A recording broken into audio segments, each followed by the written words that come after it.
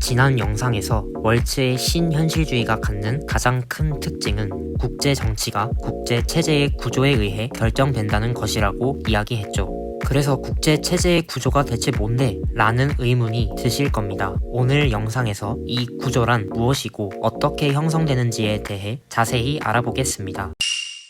국제정치의 구조를 결정지을 수 있는 요소에는 크게 질서의 원리, 단위들의 특성, 권력 능력의 분배 세 가지로 정리할 수 있습니다. 1.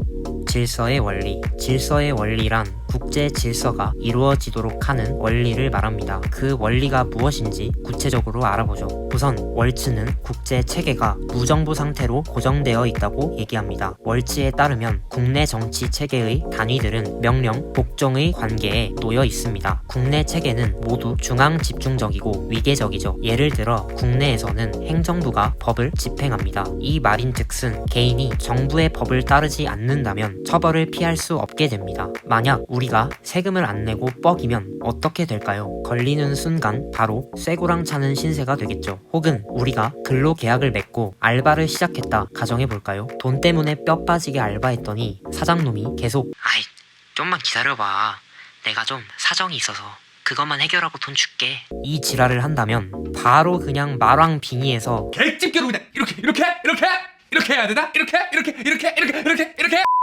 고용노동부에 신고로 조져버려야죠. 신고를 받은 고용노동부는 피해자를 도와 부조리를 바로잡을 것입니다. 그래서 하고 싶은 말이 뭐냐? 국내 정치 체계 내에서는 여러 상황들을 중재하고 우리를 보호해주는 정부라는 백이 존재한다는 것입니다. 하지만 국제 정치의 세계는 어떤가요? 모든 국가들을 통제하고 보호해줄 상위의 권위체, 세계정부 같은 것은 없습니다. 네, 앞서 월츠가 말했듯 무정부 상태인 것이죠. 국제 정치 체계의 단위들은 조정의 관계에 놓여 있습니다. 형식적으로 각각의 나라들은 다른 나라에 대해 동등한 위치를 가지죠. 누구도 명령하지 않고 누구도 복종을 강요받지 않습니다. 왜냐하면 모든 국가는 간섭받지 않을 권리인 주권을 갖고 있기 때문이죠. 국제 체계는 국내 정치와 달리 탈집중적이고 무정부적 상태를 띈다고 볼 수 있습니다. 따라서 국내와 국제 정치의 구조는 서로 분명히 다른 질서의 원리를 갖고 있습니다.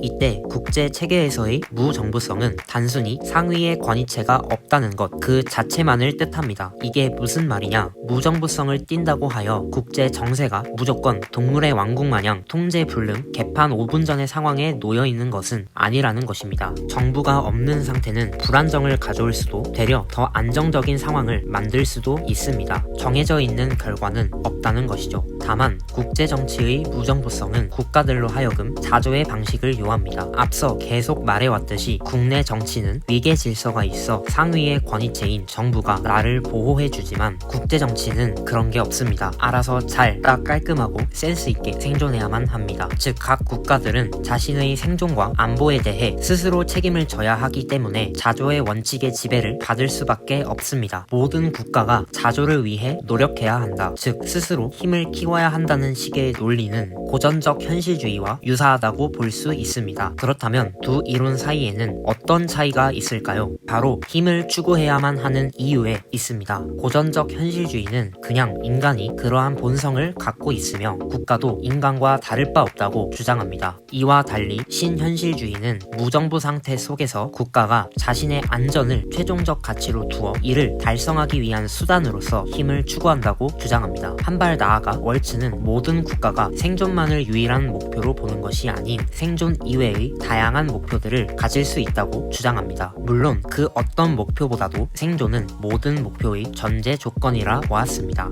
생존의 보장 아래 여러 목표들을 가지고 실천해 나갈 수 있다는 이야기죠. 2. 단위들의 특성. 단위들의 특성은 국제 정치의 구조를 국내 정치와 구분하는 중요한 기준입니다. 이에 대해 자세히 알아보죠. 국내 정치는 기능의 분화가 이루어집니다. 예를 들어 삼권 분립의 사회에서는 행정, 입법, 사법부가 각자 자신들에게 주어진 일을 수행합니다. 행정부는 정책을 집행하는 일을, 입법부는 법률을 제정하는 일을, 사법부는 법률 해석과 재판을 진행하죠. 즉 기능의 분화란 각 단위가 고유의 권한, 기능을 나눠 갖는 이른바 분업의 시행을 말합니다. 그런데 한번 생각해 봅시다. 국제사회가 분업을 하나요? 미국이 행정부의 역할을, 중국은 법률을 제정하는 역할을 담당하고 있나요? 그건 아니죠. 현재 국제 정치의 구조에서 기능적 분화는 이루어지지 않고 있습니다. 이루어질 수도 없고요. 국내 정치에서는 입법, 행정, 사법 등 다양한 기능이 분화된 구조를 띠지만 국제 정치에서는 모든 국가가 기본적으로 무정부 상태 속에서 생존이라는 동일한 기능을 수행합니다. 따라서 이러한 국제 체제의 특성을 통해 모든 국가는 소극적 안보를 추구하는 태도를 취하고 있음을 알 수 있습니다. 현재의 세력 균형, 이에 따른 제도적 상황에 만족하거나 최소한 적극적 군사력 행사를 통해 현재 상황을 변경하려는 시도조차 없는 현상 유지 국가이지 현재 상태에 불만을 품고 적극적으로 군사력을 행사하여 변화를 꾀하는 현상 타파 국가가 아니라는 것입니다. 바로 이러한 측면에서 월츠가 상정하는 국가는 안보 추구자이지 팽창주의 국가는 아님을 알 수 있습니다. 이러한 국제 정치의 구조는 국제 체제의 작동 방식과 국가들이 유사한 행동 패턴을 보이는 이유에 대해 설명하는데 반드시 필요합니다. 그런데 국제 체제의 구조를 결정하는 요인 중 질서의 원리와 단위들의 특성은 무정부적 성격을 띠는 구조와 단위들의 동질성이 불변적 요소이기 때문에 이는 국제 체제의 구조적 변화에 대해 설명할 수 없습니다. 하지만 권력 능력의 분배는 앞서 소개한 두 원리와 달리 국제 체제의 구조적 변화를 설명할 수 있습니다. 권력 능력의 분배란 힘이 한 개의 국가에 집중되어 있는지 또는 두 개, 세 개, 혹은 그 이상의 국가들에 이루어져 있는지에 대해 이야기합니다. 즉 단극 체제인지 양극 체제인지 혹은 다극 체제인지에 따라 국제 체제의 구조가 변화한다는 것입니다. 이에 대해서는 다음 영상에서 구체적으로 다루도록 하겠습니다.